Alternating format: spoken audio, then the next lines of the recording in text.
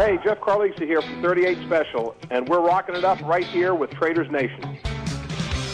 Welcome back. You are tuned in to Traders Nation. My pleasure to have back with us once again David Scranton. He's CEO and founder of Sound Income Strategies. David, welcome back to Traders Nation. How are you today? I'm doing great. Thanks for having me back. Yeah, certainly, absolutely. Hey, David, Fed indicated that staying on course in regards to rate hikes despite growing criticism, probably mostly from the administration. What's the story on this?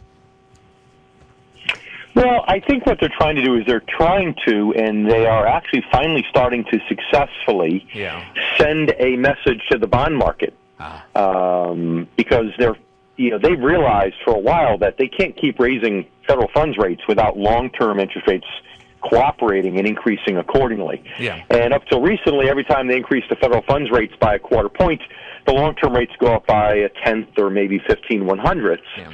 And that's not enough. So I think here what they've done successfully is send the message to the bond market that, hey, we're doing this. So all of a sudden the yield on the 10-year Treasury went up about 0.3% in a matter of a couple weeks. Sure. Now, whether they do it or not, I don't know. In fact, I think we might get one more, not two, by the end of the year. Yeah. But at least they've got some cooperation from the bond market. Right, exactly. And back again to this administration, certainly they feel that these rate hikes are going to hurt the economy. Nobody wants anything to get in the way of the economy, but the Feds, they got to walk this fine line, don't they, when it comes to raising rates? And that other fine line is are they going to get in the way of everything that is good for the man on the street? Well, and the Fed has a reputation for doing that, to be quite fair. You know, in a financial crisis, they have a reputation of acting too slowly. Yeah. Although I have to say Bernanke really didn't do that during the financial crisis. He reacted swiftly. But then they tend to react too swiftly in general, whereas they might be too slowly when things are going poorly. They react too quickly when things are recovering, and they tend to snuff off a recovery. In fact, I feel, have been the cause of more recessions than perhaps anything else. Yeah. So I think that's the president's concern, and he wants to leave a legacy. His big point is, look, I might, not do a lot for equal rights and other social things, but guess what? I'm going to fix this economy. Okay. And he's trying to make sure that happens. Yeah. So with that fine line that the Feds have, I mean, isn't a strong economy, isn't that where they want to raise those rates and do it so gingerly or gently, as so not to affect the economy? Because the reason that if the economy really is running on all cylinders, right, it can absorb any type of Fed rate hike, would you say? If it is, yes.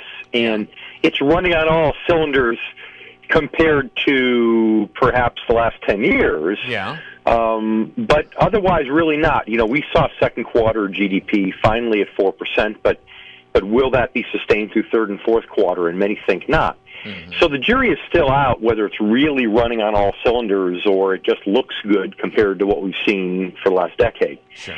And I think that's the concern. Is I think we need more evidence, and inflation's one good example that seems to be indicating that it's not going so great because we really haven't had the type of inflation that usually is required to justify a rapid increase in short-term rates. Mm-hmm. The Fed's, certainly inflation is a concern for them. How do you propose that they're going to battle that, David? I don't know. 3 years ago, it was almost 3 years ago when Janet Yellen first announced they're going to make their first raise in interest rates. And I was on CNBC that day, and I remember saying that there's going to have several problems. One problem is long-term interest rates won't cooperate, and they've been stubborn over the last 3 years. But the second point was that if she couldn't manufacture inflation with zero interest rates, how do you manufacture inflation with a higher interest rate? And that's what they're up against. So the solution, really, the only solution is really just increased spending. So the tax cuts is part of it. The other solution is increased government spending. Mm-hmm. But those are the only tools that are really left at that point if you're raising interest rates. Yeah. All right. So what does this all mean to the average investor? I don't want to talk about I'm talking about the traders, active traders, but the average investor on the street, somebody that works 40, 50, 60 hours a day, A week, rather. And then what does this all mean to them? Should the average investor be concerned about the minutia of the Fed rates, of all these things? Your thoughts?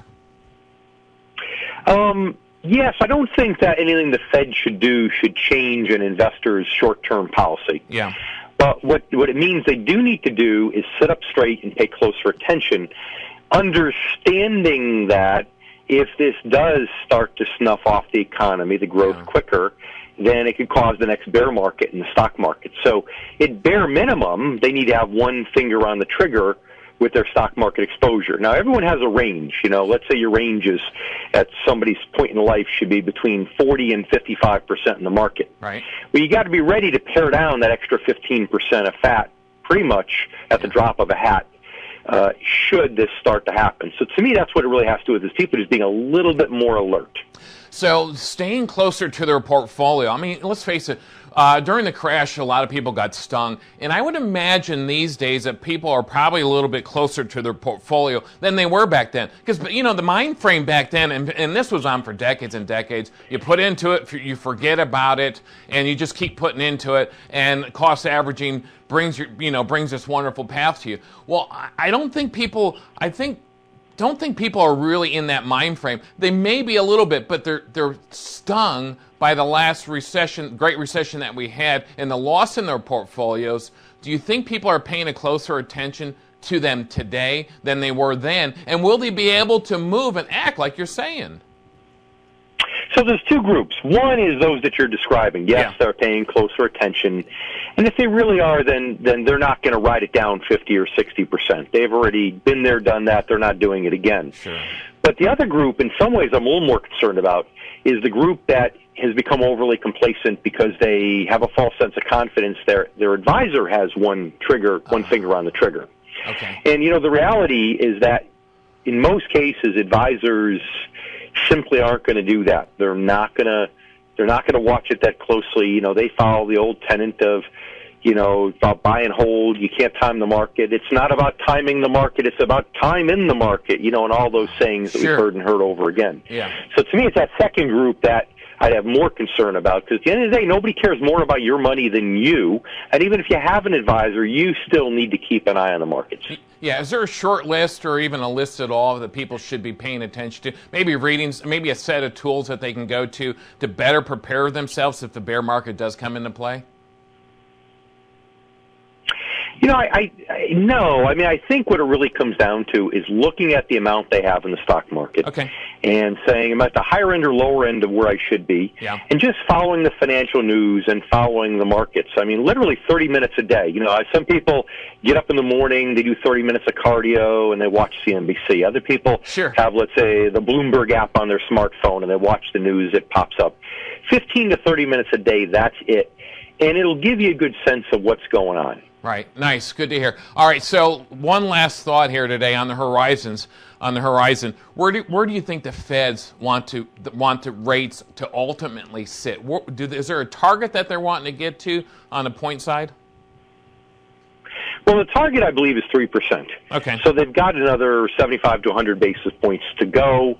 And I think now they're trying to rush it a little bit, or at least saying that with a poker face, trying to, again, get long-term rates to come up. And if they do, then maybe they can raise it quicker. But we'll have to see. But that's the goal. All right. David, where can we find you today? Is there a website, or what's your information?